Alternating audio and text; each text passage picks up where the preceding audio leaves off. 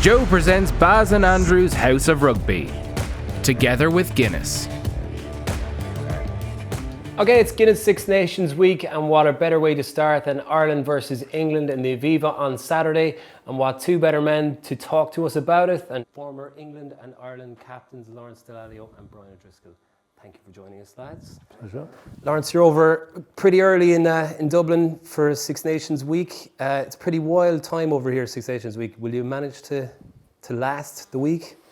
Well, I hope so. I mean, I'm just warming up nice and early, arriving here on a Monday. But no, we're here to launch the global Guinness Drink Responsibly campaign here on Monday, which is the right time. Got a fantastic weekend of rugby to look forward to. So it's all about pacing yourself, and that probably fits in with the campaign very nicely, you know. Yeah, and the Irish versus England legends are on Friday night in the RDS. Are either of you taking part in that? Unfortunately, I am not able to. I played in it for once, 2 years after I retired.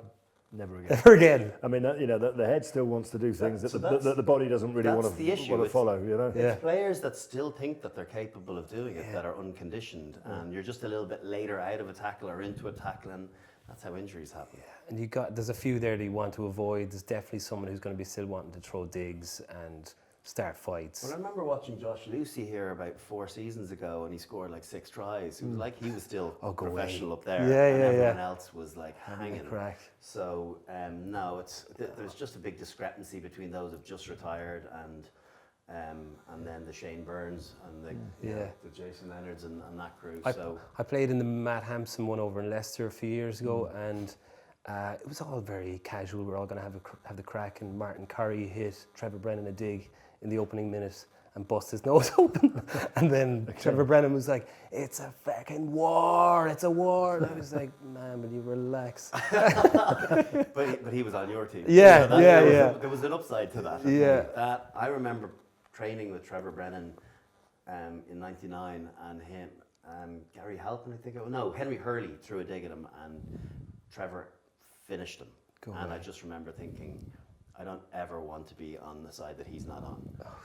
That's frightening for a 20-year-old's sake, but thankfully the game has come a long way. O'Driscoll loop. That we all had the same calls. Remember that? When we all had the same calls. It's like a Brumbies call, was it? It was a Hendo, I think. Hendo, oh yeah, the switch. The switch. The slice. I remember it very well. He had the same one as well, Hendo. Well, we picked it up quite quickly. Yeah, and I went to smash you, and you just did this little loop, and I think Darius got the ball off you, and you just stuck your elbow up at the last second and cracked me in the face and ran on, and you fractured my jaw. And that's the sending off right now. They say that's straight red card. Sorry about that. I apologise. 20 years. The good news is he's over it. He's forgotten about it now. Well, I was recording a song recently, and I was trying to sing, and the producer was like, "I can hear this weird clicking on the vocals." I thought you were going to say I was going to get into a lyric of hate. You might, which would be great too. I'm open to. He was like, "Yeah, what's the clicking?" I was there. He's a Welsh producer, huge rugby fan, and I told him the story, and he thought it was the best thing ever. Was it like full bars? No, I didn't even get surgery yet, so I still can't. I can't. I played on. Hit me again after if you want. Cheap. But anyway, we'll move on. We'll get to, we'll talk about the rugby.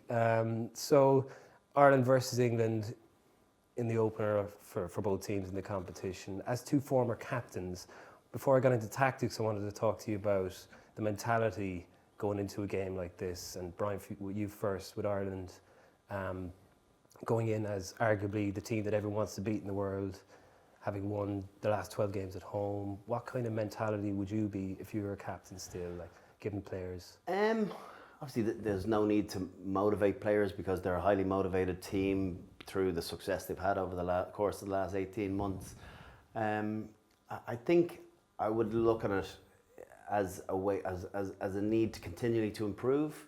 I think where teams think they're the finished article or they're content with performances that have gone on before, that's when they become stagnant and they can be picked off. Whereas I think if they can look on improving on their most recent performance against the All Blacks, irrespective of the opposition that they come up against, if they play to that standard, I think they'll be a very difficult team to beat. So I think it's very much a focus on yourself. As much as you pay due respect to the opposition and what they're going to throw at you, if you really focus on yourselves and implementing that as best you can, both in attack and defence, I think then you it's a mentality shift from other Irish teams where will be very, very difficult to beat if we play our best. Okay, yeah, and then with England going into it, coming over here with Ireland being, favourites, I suppose, at this point, which has been unusual in the past. What kind of direction would you give the players? Well, I mean, Ireland are justifiably favourites. They've beaten England 3 of the last 4. They've handed them, other than Saracens, they've handed them a beating, at club level all over the shop, really. So I think for me, it's about belief. If you're going to go away, particularly in the Six Nations, you have to believe that you can win. And I think for this England team, they've got to take. When Eddie Jones first took over, they had 18 unbeaten matches. That's the joint world record with New Zealand, and I think people forget that. I forget. I forget it. A lot of England fans, a lot of the players have forgotten it. If you take the very best of how they played on that run, and forget about the 7 games that they lost subsequently, they picked up a little bit in the autumn. But what England need to do is put together all their best bits, and they've got to do it against one of the best sides in the world, undoubtedly. In Ireland and. We all lose games of rugby. It doesn't matter who you play for. At some stage in your career, you lose. But losing to the same team too many times, sort of starts to eat away at you a little bit. And England are in that position with Ireland. They've lost 3 out of the last 4, and that doesn't want to become too much of a habit. So I think it's about belief for me.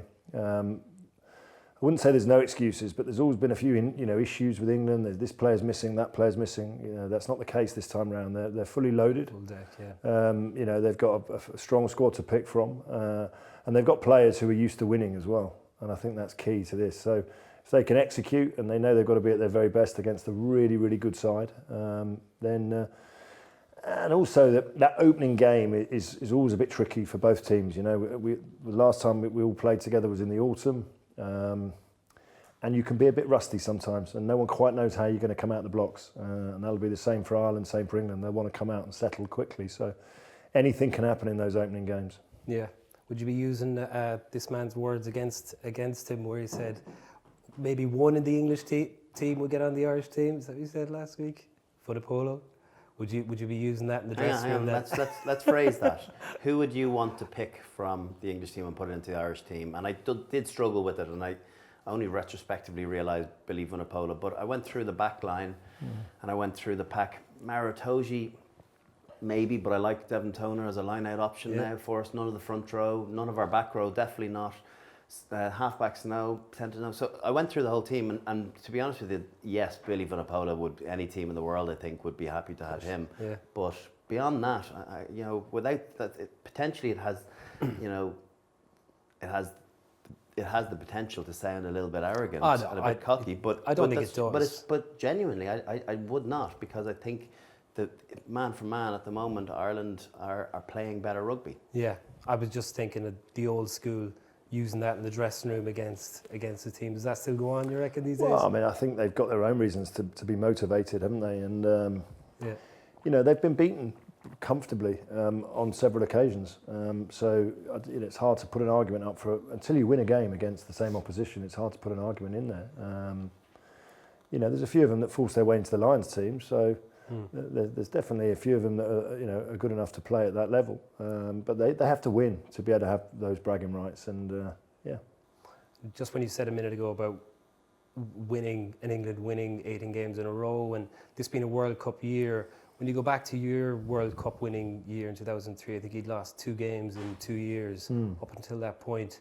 Do you see any similarities between, and I don't want to exclude England totally on this, but with Ireland and how they're playing at the moment and how ye were at that, how much he'd built the squad back then and the experience? I think you're right. I think the similarities are that we were a very settled team. If everyone's fit, the team picks itself. I'm sure there'll be a few people that feel that so-and-so should be ahead of so-and-so, but more or less it's quite a settled team. In 2003, I think we had the same, Ireland have the same, you can lay out the fit, and it's more around the layer beneath, who's going to fill the spaces on the bench, who's going to come off. So I think it's a very settled side. we hadn't won a Grand Slam. We lost a few of them. So it was important for us in 2003 to actually win one and then take that into the World Cup tournament itself. This is a different Ireland team. You know, they've won the Grand Slam. They've beaten the All Blacks. So I think it's about keeping that momentum going. And you know, I know it's a bit corny to say it, but winning is a habit. But you don't want to be losing too many games either, particularly in this year. I mean, you might lose the odd one. That happens when you come up against a good side, but you wouldn't want to be losing more than that. Yeah, I think settled is a good point, and I heard you talk about this last week as well, where Ireland over the last couple of years have definitely been developing. When you look back at games in the Six Nations against England and Wales, maybe the last few years, there was definitely a few combinations they were trying out. Whereas now, when Ireland go into a game, they've got so many options. It's almost hard to pick the team. Yeah, it is, and that's a good place to be. And it's a seamless transition of people being able to fit in where an opportunity pops up, be it through injury or lack of form or just a different tried combination. So I still expect there to be a bit of experimentation of different units to be played. You won't see the same 23 being played over the course of the 5 games. I think you'll still see, you know, guys like Chris Farrell that will get a game if he's going to be going to the World Cup later in the year. I think you'll get a great sense as to who's part of the World Cup plans, because I'd be quietly confident that Joe Schmidt knows his 30 or 31 players, maybe one being able to eke their way into the squad. But you know, you need more than 23 if you're going to win a World Cup. You're not going to play the same 23 for 7 games on the bounce. So you've got to have them getting game time. You've got to give them experience and you know, matches at high intensity, and that's what Six Nations, you know, Guinness Six Nations is all about. Is we're the envy of the world with the quality of the competition we have. So it's a great lead into any World Cup. Yeah, I think with those 2 squads going out on Saturday, I think we're in for a mouth-watering encounter. Now, rumour has it that you were always a man for having a pint of water on a night out. And talk to me about what's going on here exactly. Yeah, this is, we're obviously, as Lauren said, we're launching Guinness Clear, which is a drinking smart safely initiative by Guinness. Again, we're trying to get rid of the taboo of, you know, it's not cool to drink a pint of water when you're out and about. It's just trying to moderate what you're doing. So, you know, we come from a bit of an alpha male game where perhaps in the past there was a drinking culture, but these days there's very much, you know, it's every person for themselves, and look after yourself and drink at your own speed, and don't have to conform to what the expectation is. I was on a flight to New York with a few of the Munster lads there about a month ago, and Ron O'Gara came halfway down the plane to me and he stopped and he said, "Baz, we need to tactically think about how we're going to treat our night out. I think we need to have a pint of water every 3 pints because we're both lightweights." Was he asking you how the rock stars are doing in first class? And it worked. It worked, to be fair to him. It's a really bad sign if he's compartmentalising himself with yourself. It means that you're at in a league that you do not want to be existing in. But no, I think it's a brilliant initiative where, where, you know, it's just being smarter, and we're of an age now that it's okay to say it, and it's okay to talk about it, and it's okay to do it. Yeah, well, fair play, lads, and thanks a million for joining us, and enjoy the game at the weekend. Cool.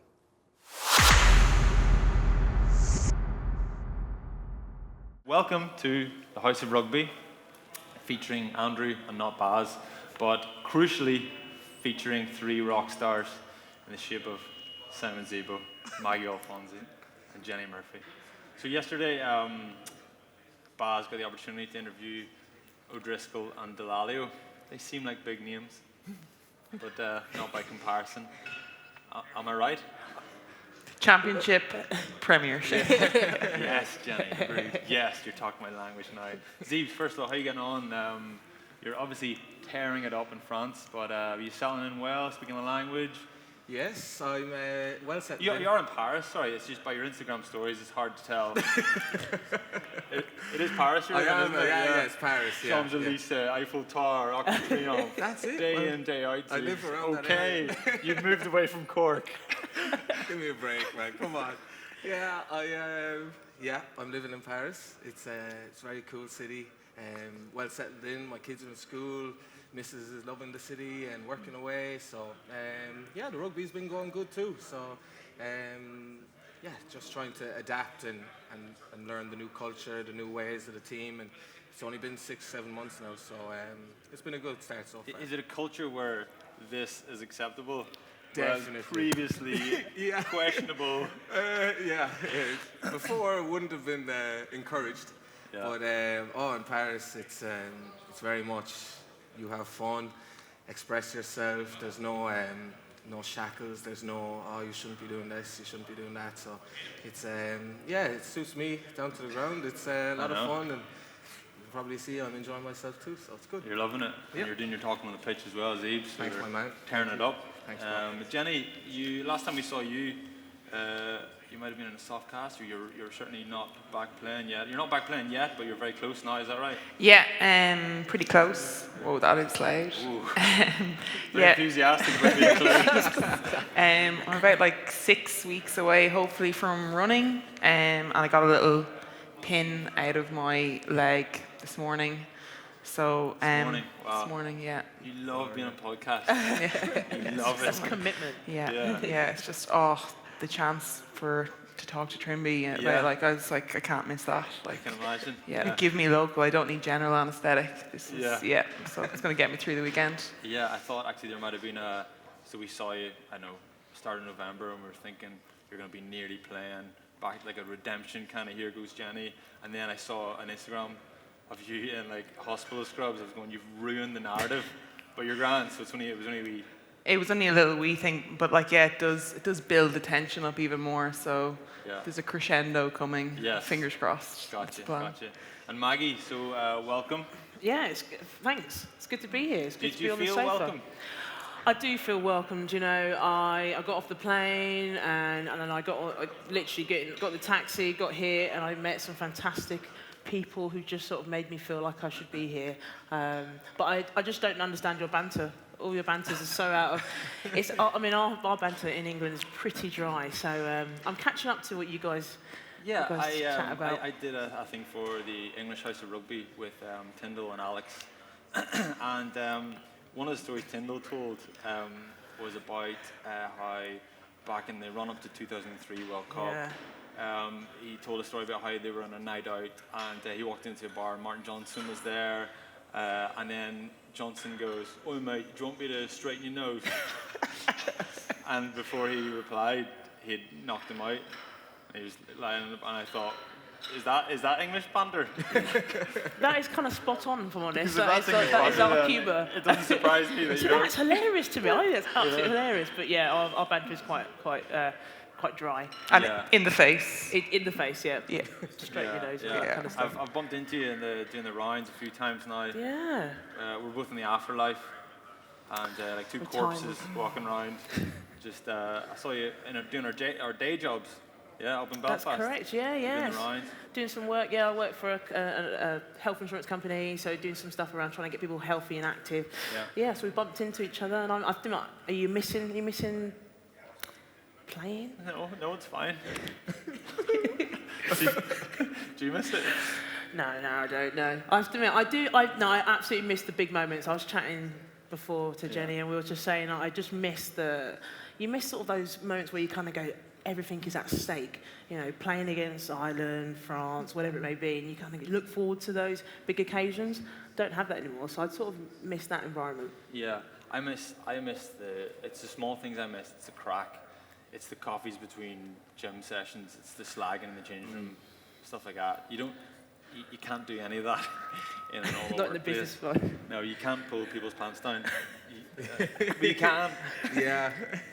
You'll not be working there for very long. It's that stuff I miss. And then I did a bit of co-coms at the start of the season, and there was one of the Ulster games that was kind of nip and tuck, and it was a bit of a climax. I think John Cooney got a kick at the last second of the game to win the game, and everybody was buzzing. And on the way home from the game, I did have a wee moment. So I was like, it'd be nice to be playing. You do, don't you? It'd be nice to be in the change room. But I want to know, did you pull Simon's pants down? Simon was the one pulling pants down, left, right, and centre. Yeah. Just here and coming up from behind you. Yeah, I have a few scalps actually. Yeah. Never got to Joe, no, unfortunately. Never pulled Joe's pants down? No. Didn't quite make it that far. Because going on a selection, I assumed that you had done something like that at times.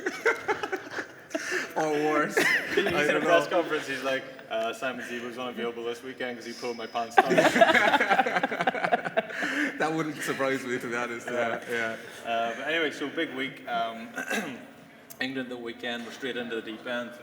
Has anybody got any standout kind of Six Nations memories or England memories in particular that you look back and think that was a good day or that was a bad day? Zeebs?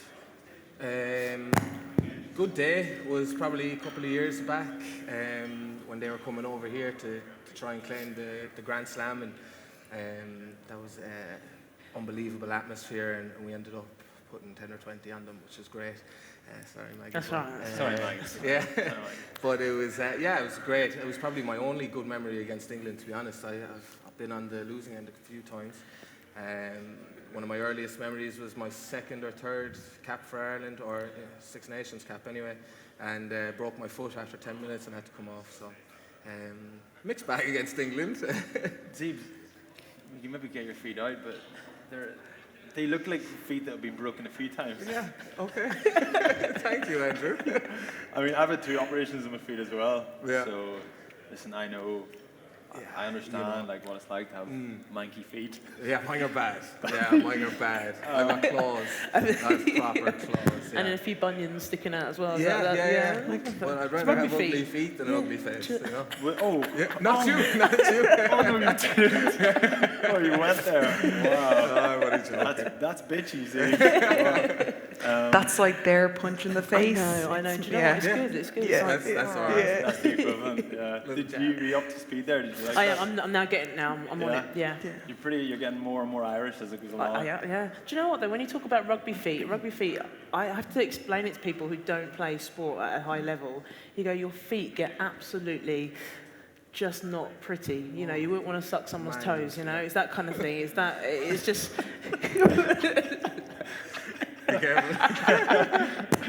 Yeah, this is the first time I've ever had all my toenails the correct colour.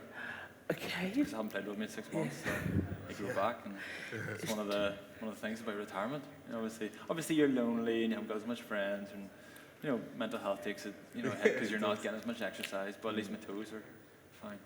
Nice. So, yeah. Jenny, any Six Nations memories? It's like any foot-related stories. No, pass. Six Nations was like same as these. We've been on the end of a few defeats.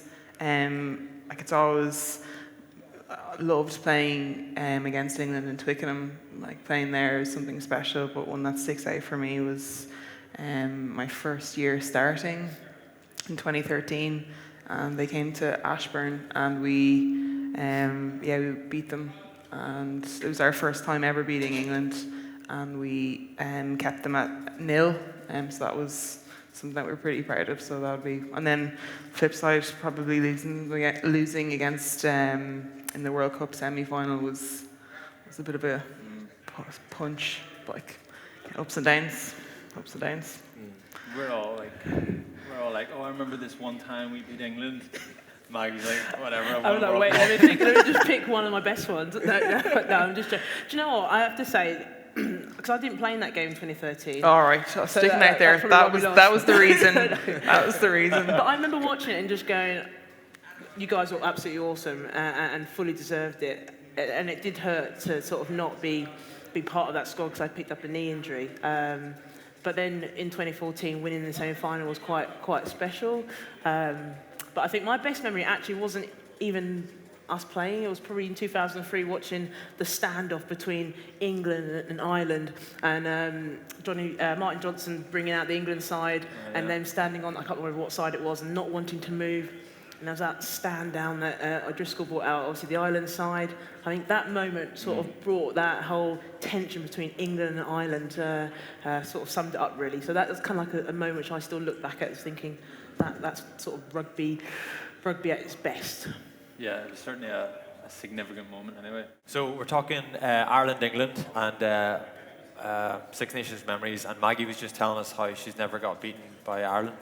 Is that right? That is correct, yeah. That is correct. Really? I've never been beaten by Ireland, but Ireland have beaten England in 2013, and I was injured. That's even better. Because they got beat without you. Yeah, So- MVP. So gutted, but at the same time. Yes, exactly, yeah. The person who was playing your position then, how did they play? Do you know, they played really good. I think it might have been Maggie. It might, yeah, that's very true, Really? yeah. Really? Come on. Yes, Maggie. That's the cocky English woman we're trying to bring out of We you. have arrogance, that's what we're all about. That's what I'm bringing to the table. Exactly. Maggie, you did a little bit of research on you. Is it true? On Wikipedia it says you were born with a club foot. That is totally true. Is that true? So I was born. So club foot's where like one or both your feet are turned all the way in. So my right foot I was born with it turned all the way in, and I had an operation when I was young to correct it. And if you see me now run, it's straightened, but I have a limp. Really? Yeah. So in London it looks quite cool actually. Everyone's got a limp, but when you're actually walking around the rugby field, it looks a little bit odd. So I've got a real. The way I run is slightly off-ish. I just picture you kicking like a football and getting a really nice Actually, curl on it. You're right. It's Yeah. not great when the goal's right there though, but yeah. Kind of arc. Yeah. Positives. I've always struggled to sort of keep myself straight. So I picked up quite a few injuries as a result. So Really? my hamstring, back. But did you know that there's been quite a few like well-known athletes who've had it? So Stephen Gerrard, football player, he had it, and a few others, and myself. Yeah. So I also discovered that you were the greatest sportswoman in the world in 2014. I Were there a couple? In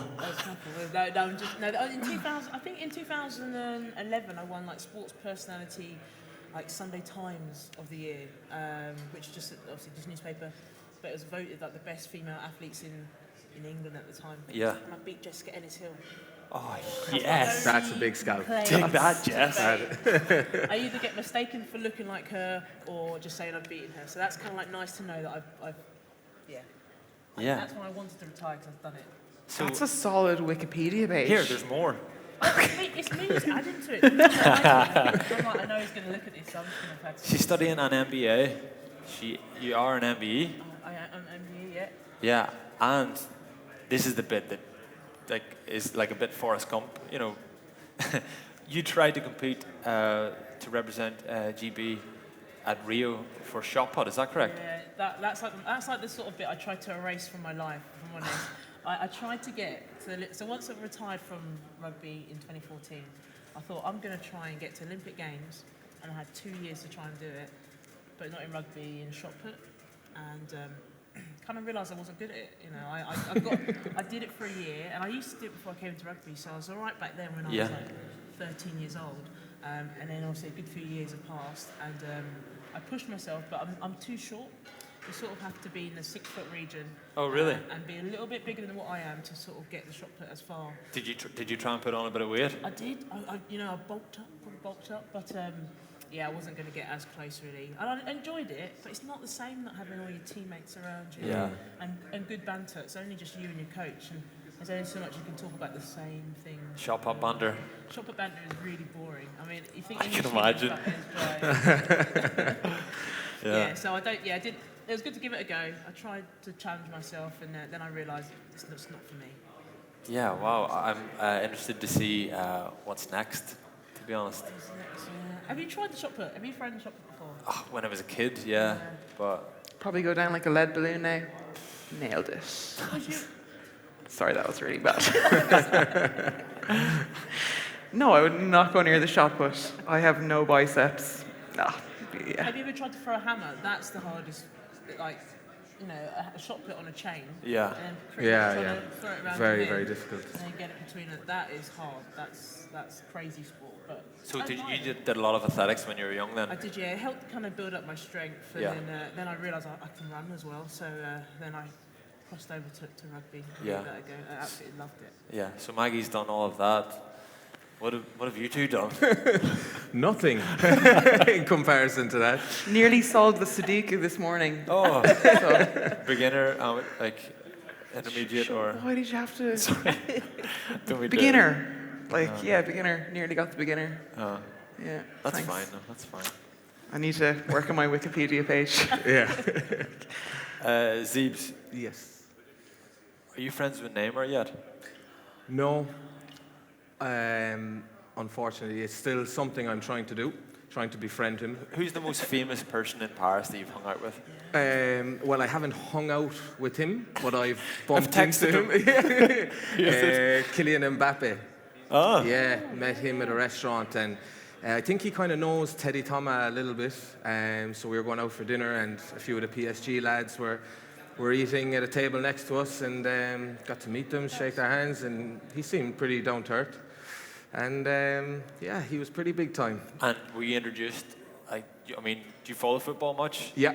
Yeah. So you're fully like. Oh, fully aware that this kid is like going to be football for the next 10 years. Yeah. You know? So, oh yeah, he's only 19 or something. So 2 or 3 years he'll be the new Messi, new Ronaldo. So he was. And did he know who you were? Yeah, Seeves, Racing 92. So yeah, no, not a clue. No. This fella, he had about. There was, I'd say, 5 or 6 of them, and they had 2 or 3 security guards with them, and the curtains were closed in the kind of area in the back of the restaurant. So we were in there, thanks to Teddy and 1 or 2 others, but everybody was just trying to get flashes at him. You know, really, it was mental. It was proper. Even Teddy, though, were people even? No, he even be no, really? No. It's Paris. It's Paris. Yeah, man. yeah. Down south, maybe. Rugby is small in Paris. You know, you wouldn't. You're anonymous over there. But the football players, they live and breathe football, and especially after winning the World Cup, he was the #1 star in the country. Oh my goodness! Do you every kid. Rugby cross though? Do you guys like to? Do you hang out, or do you actually cross circles? You'd cross circles. You'd come across a few of them, definitely in a few restaurants and stuff around town or whatever. Juan Imhoff, the Argentinian winger, he's actually quite friendly with a few of the Argentinian soccer players with PSG. Like Di Maria and Lo Celso, and like they went to school or something, I think, back in Argentina. So any tickets you want to go see PSG, or you need a jersey, or yeah, it's cool. It's cool. Have you been along? Not yet. No, I'm trying to go to the Man United game.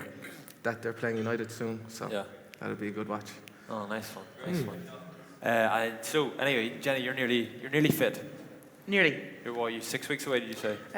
Well, hopefully 6 weeks away from running. So I'm, when like this gets a bit healed up, I can start on sled work and stuff again. Yeah. So you built your own sled. I did. I built my own sled. Yeah. The gym that I'm in doesn't have a sled, so I built. Have you seen one. this? No. She's got the. What is that? It's a welder. And yeah, so there was none in the gym, so I had to build like an adjustable one that would fit in my car. Obviously my dad helped quite a bit as well. But gave it a crack and it works. So my poor little brother is going to be standing on it to weight it down once I kind of build up a little bit. But yeah. That's impressive. Just imagine just finishing off a bit of welding, just kick back with a cold one. It's like, nice one. Yeah, built a sled today. Yeah. Can't get an MBE for that though, can you? Right, we should get started talking about a little bit of rugby. Yeah, football at some stage. I think the spread is like 9 points to Ireland. Are we? Well, Maggie or either of the two of you, are we getting carried away? Are we as good as we think we are? Maggie. Are we as good as we think we are? I was going to let you guys talk first and then just sort of summarise. I think we're very, very good Well, I think this year might be a little bit different. Everybody's going to be out to get Ireland, you know. There's a lot of hype around this Irish team, a lot of talk leading into the World Cup, a lot of players playing really well too. So I think England, it'll be closer than 9 points. I'd say 2 or 3 in it. And either way, I don't know. I think England will be properly riled up. You can see it already from the media, you know, they're really trying to Eddie Jones rattle. Yeah, they're going overboard trying to rattle Ireland, like, you know. So. And what's his name? The defence coach as John well. Mitchell said Ireland plays boring rugby. I mean, that's hilarious. I'm like, I just flash back to that Tyg Furlong pop to get like Aki away. I'm like, that's not boring rugby. That's that's beautiful stuff. So it's just kind of laugh. kind of laugh it off. It's I know. It's trying to poke the bear. I think even if Joe is sitting at home reading this, he will kind of laugh it off, but that is still annoying. He'll still get rattled by that. Yeah, 100%. Yeah. But the team won't. Definitely not. The boys are so well drilled. Joe has them so well drilled. I think they're going to come out firing. But England, the one game that they're going to want to lay down a marker is this Irish game. I think it'll just set the tone for both teams for the rest of the tournament, and it's it's going to be really, really exciting. I have it 2 or 3 points. I don't know who's going to win. Yeah. I think it's going to be a low-scoring game. You know, I think last time England scored here in the Six Nations in 2011, so I don't think there'll be much tries happening. I think it's going to be very much a kicking game, and it will be a couple of points in it. England have their key guys back, you know, Billy Villapolo, Maka Villapolo, Joe Launchbury, they're all back from injury. There's been obviously a concern around Andy Farrell and his thumb, but he's back now. So I think England would perceive to be the underdogs, but I generally think they'll come out a physical contest, and John Mitchell obviously said the things that he has said. So they're trying to roll Ireland in some way, but I do think it's going to be a close game. I think Ireland are definitely the favourites, but it's going to come down to literally 1 or 2 kicks, I think, to decide the match. Yeah, it's the physicality. England are 100% going to bring that physicality, and as you say, they're going to be hyped up.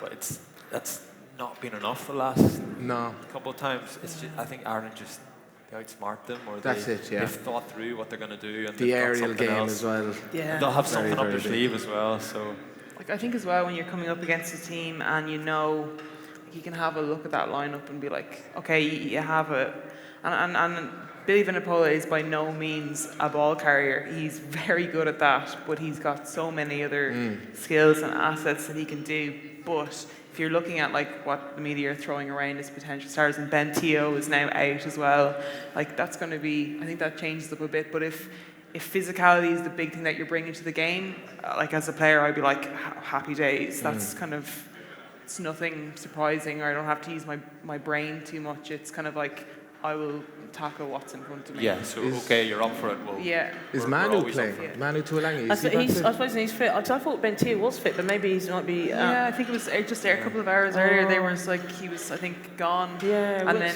they were saying that Eddie Jones was like, oh well, that's not our starting 10-12 of Farrell and Ford, which like I think Ford was.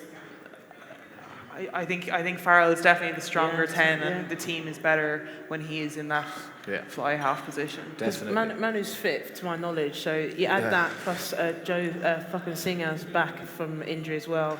So you've got a 19 stone or 16 stone guy on the wing. It's quite a physical side, but you're dead right. I mean, one thing that England is probably going to really try and push on is that defence, and over the autumn series, that first 3 steps out of the blocks, that's what they really focused on. But I do think Ireland they've got a really good kicking game, and England's got to play quite a smart game to ensure that they can close, Murray down in particular, and obviously Sexton. Is Sexton fit? He's fully fit. He's not. They were talking like he was going to be fit anyway. Yeah. He hasn't played any rugby, I suppose, the last few weeks. That's the thing, yeah. Hopefully. He'll be, obviously, he is every game crucial for Ireland. Oh my God. Connor too. But I think if Manu's fit and firing, that is a big one-up, I think, for them. I rate him so highly. Yeah. So highly. I'm concerned if we talk any more rugby here, Barry's going to fall out with me. we're going to have to leave it there. Listen, thanks so much for coming on. Pleasure. Thanks for having us. It's good having you. Yeah.